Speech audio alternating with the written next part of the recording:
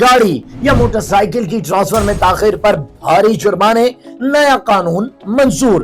हुकूमत पंजाब के मंजूर करदा कानून के मुताबिक मोटरसाइकिल की ट्रांसफर में 31 दिन से 60 दिन तक की ताखिर पर जुर्माना 1000, जबकि 2 माह से ज्यादा की ताखिर पर 2000 और 3 माह से ज्यादा देर करने पर 4000 रुपए होगा।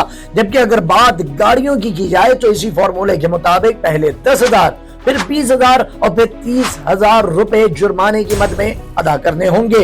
हुकाम की जानिब से कहा गया है कि ट्रांसफर में 4 माह से ज्यादा की ताखिर हुई तो मजीद कानूनी कार्रवाई भी की जा सकती है। इस मामले का एक और अहम पहलू ट्रैफिक कानून की खिलाफ वर्जी पर होने वाले चालान भी है, क्योंकि दस्तावेजात के मुताबिक गाड़ी जिसकी मिल्कियत हो चालान उसे भेजा जाता है। इस तरह चालान होता तो है लेकिन वो गाड़ी के मौजूदा मालिक के बजाय साबका मालिक तक पहुंचता रहता है, जिसकी वजह से मुस्तकबिल में बड़ी मुश्किल पैदा हो सकती है। जबकि ट्रांसफर के इस अमल को हुकूमत पंजाब ने मजीद आसान कर दिया है। अगर आप महकमा एक्साइज के दफ्तर नहीं जा सकते तो आप उनकी ऐप ई पे पंजाब के जरिए भी अपनी गाड़ी की मिल्कियत ट्रांसफर कर सकते हैं।